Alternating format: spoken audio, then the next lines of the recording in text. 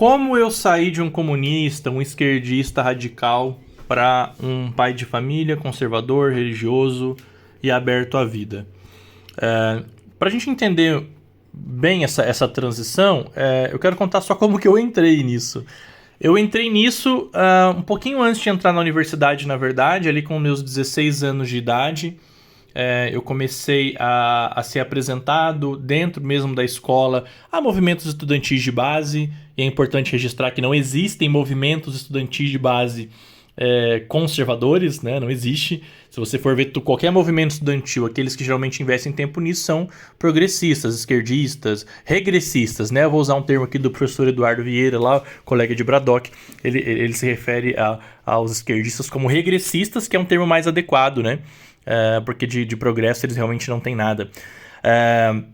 Mas eu comecei a ser cooptado ali, apresentado algumas ideias já no penúltimo ano do ensino médio. Por isso eu sempre alerto aos pais. A escola é a base de toda a ideologia nefasta que existe dentro da esquerda. É imperceptível muitas vezes. Quando os pais percebem, a coisa realmente já está um pouco mais difícil de reverter. E foi aí que eu comecei a ser apresentado a certas ideologias, tá? Mas foi quando eu entrei na universidade que a coisa realmente se agravou. E o que acontece, gente? Boa parte das pessoas que vêm de uma vida mais simples, né? Ou vêm de uma família pobre, que vêm de uma classe social mais baixa, que passaram por dificuldades, falta material ao longo da sua vida, que entram na universidade, essas pessoas tendem a ser mais facilmente cooptadas pelo regressismo, né? Pela esquerda. Não estou generalizando, mais uma vez. O que eu estou querendo dizer é que existe uma carência material, aí você chega na universidade, qual que é o discurso que você escuta lá dentro por meio de diversos grupos? Olha, sabe toda essa dificuldade, esse sofrimento, sabe tudo isso que você viveu com a sua família até aqui? Existe um culpado, e não é você, ou seja, eu tiro a culpa de mim, tiro a culpa da minha família, dos meus pais. É o capitalismo, né? Justamente porque dentro desse capitalismo existem algumas pessoas que têm mais, que outras têm menos. Então o capitalismo fez com que você sofresse tudo que você sofreu.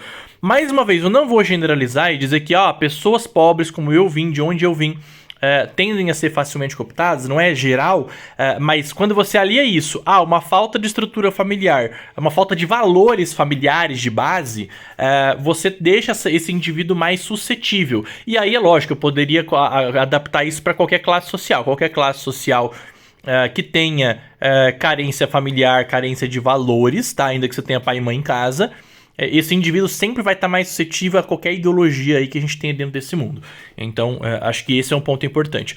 E cabe observar aqui que meus pais são pessoas que trabalharam a vida inteira, pessoas que eu amo, que deram o máximo, mas são pessoas muito simples. Então, havia ali um exemplo prático, certo? De um casal que trabalhava, que cuidava dos filhos, cuidava da casa, mas não havia conversa, não havia proximidade, não havia esclarecimento entre certo e errado. Havia aquele exemplo prático que nem sempre é tão palpável. O exemplo prático ele é o mais importante porque ele arrasta, mas a formulação em palavras do que, olha, faça isso, não faça aquilo, não se aproxime disso, não se aproxime daquilo, também é muito importante, tá bom? Pois bem, cheguei com uma certa fraqueza emocional na universidade por conta dessa minha formação inicial. E já tendo sido levemente influenciado ali ao final do ensino médio, e dentro da universidade a coisa pesa, tá? A coisa pesa muito, principalmente na área de humanas, tá? Na área de formação de professores especificamente, muito mais. Então eu entro, tenho muitas dificuldades e sou apresentado a alguns grupos, né? Acabo indo para alguns grupos que são grupos bem radicais, grupos comunistas, socialistas, pessoas que têm esse nível de discurso. Passei a estudar, levei muito tempo para começar a entender algumas vertentes, algumas posições teóricas. Nunca fui muito dedicado, apesar de ter mais interesse em participar do grupo do que aprender realmente os fundamentos do que eles queriam dizer. Eu queria estar incluso, como eu falei, um indivíduo emocionalmente fraco, espiritualmente fraco, ele tende a ser mais facilmente cooptado. Enfim, entrei nisso e participei de muitos movimentos, movimento estudantil, de greve, de manifestação, de passeata, mais ali pro terceiro ano da minha primeira graduação, no caso, né?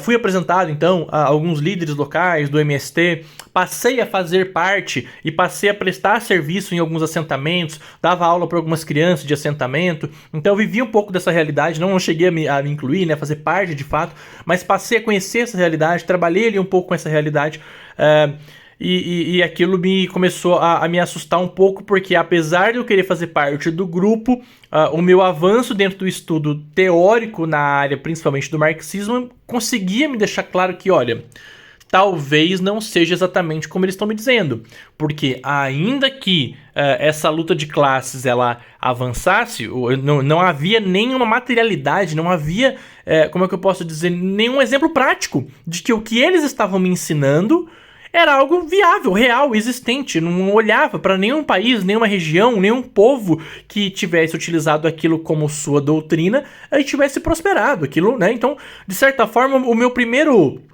distanciar disso foi quando eu comecei a entender um pouco mais teoricamente, mas eu ainda não me atrevia a questionar, porque eu fazia parte do grupo. Era a única coisa que eu tinha, certo? Mas essa visão, como é que eu posso dizer... o aprofundamento teórico foi me levando a um certo já distanciamento intelectual ali, ainda que eu não tivesse colocado para fora num primeiro momento.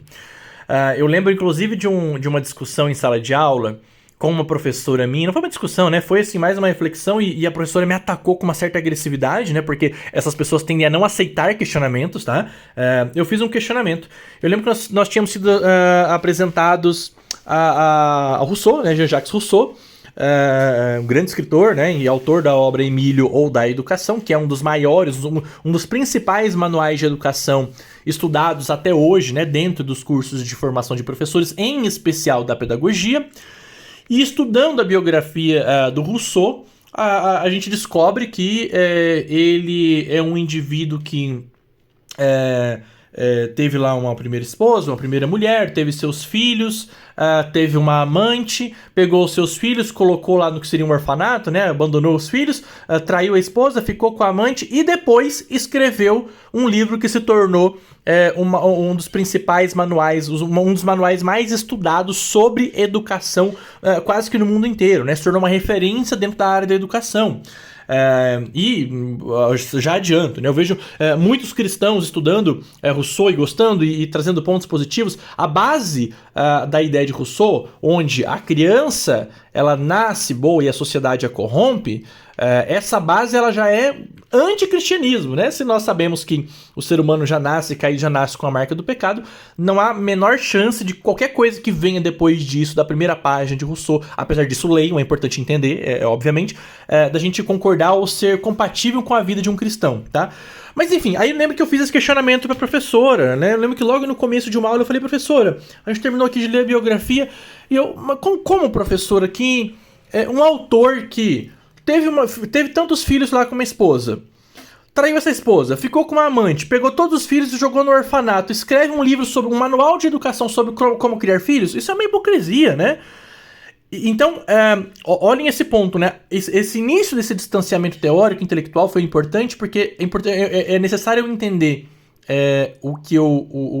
entender a teoria para entender dentro dessa teoria marxista, comunista, progressista, regressista, né? Dentro dessa filosofia que tem esse ar marxista, é importante para que eu entenda, né? Apesar de eu estar falando de tempos históricos diferentes, eu estou falando de uma linha filosófica que, para deixar mais fácil aqui, é isso, né? Está mais à esquerda dentro do pensamento contemporâneo. Apesar disso, eu conseguia olhar e havia algum valor dentro de mim que me dizia, opa, estudar isso daqui, compreender, para compreender o que eu gosto, o que eu não gosto, o que eu sou, o que eu não sou, o que eu concordo, o que eu não concordo, é importante e me fez ter essa percepção de que esse valor não é compatível comigo. Porque ainda que meus pais não tenham tido ou não tenham tido conosco, né? Comigo e com a minha irmã. Uma formação espiritual forte, de uma base sólida, tenham nos dado um direcionamento, olha, isso é certo, isso é errado, caminho por aqui, caminho por ali. O exemplo prático deles de simplesmente trabalharem, estar em casa e estarem casados há 50 anos, esse já era um exemplo que ficou ali e quando eu olhava certas vertentes, eu olhava, olha, isso aqui não é compatível com a ideia de família. Sem família não há sociedade. Então, essas ideias, esse é o princípio do meu distanciamento do regressismo, do comunismo, né, do marxismo. Esse é o princípio desse distanciamento. Questionei a professora, ela disse, onde já se viu, você não pode fazer esse tipo de questionamento. Brigou mesmo comigo. E de fato eu entendo ela enquanto teórica, enquanto professora universitária, quando depois na minha graduação em História, eu fui entender e estudar mais a fundo o conceito de anacronismo, de não julgar com os olhos do presente aquilo que aconteceu no passado, a importância disso, óbvio, concordo com esse ponto, mas a fato é que você não pode tirar de um indivíduo pensante a capacidade crítica dele de realmente refletir sobre o que ele está lendo. Isso precisa ser incentivado. E dentro dessas linhas de pensamento regressistas, isso não é incentivado, muito pelo contrário, isso é tolhido, ok? Muito bem, já para o final da minha graduação, eu já tinha me envolvido com todos esses movimentos, feito muita coisa, e o ponto de inflexão, o ponto de virada que de fato me distanciou, né, dessas visões comunistas, da visão esquerdista, da visão progressista de mundo, regressista, foi quando eu comecei a ter acesso aos cabeças dos movimentos com os quais eu participava. Com os professores, né, de mais alto nível, com aqueles que lideravam os sindicatos, os movimentos, as passeatas, as greves, com os líderes, né, dos movimentos. Quando eu comecei a ter contato com eles, eu passei a perceber e entender o quê? Olha, essas pessoas, 9 de cada 10... tinham famílias totalmente desestruturadas emocionalmente, espiritualmente, tinham abandonado os filhos, traído esposa, eram beberrões, tinham uma vida libertina, eram pessoas assim que eu olhava, quando eu olhava o discurso teórico, era lindo, bonito, mas quem dizia pra mim durante uma greve, uma passeata, olha, nós estamos fazendo isso daqui pelo bem de todos, aquele discurso que eu passei anos ouvindo, de que, olha, nós fazemos isso pelo um bem maior, pelo bem da população, pelo bem do Brasil, pelo bem geral, né? Mas, ao mesmo tempo, essa pessoa não cuidava do próprio filho, dos próprios filhos, tinha uma família desestruturada, aquele velho ditado, né? Não adianta eu querer resolver os problemas do mundo se eu não arrumei minha própria cama. Então, é basicamente isso que me pegou. Quando, depois já de um acumulado de divergência teórica, de alguns valores que eu tinha espiritual, eu começo a perceber que, opa, a hipocrisia é muito maior do que a que eu penso, porque esses que dizem lutar por todos, não cuidam nem da própria casa, não merecem minha atenção. E foi aí que eu rompi definitivamente com essas linhas de pensamento. É isso. Deus abençoe vocês, acho que fica um pouquinho aí dessa reflexão. Famílias, cuidem e instruam os seus filhos. Até mais.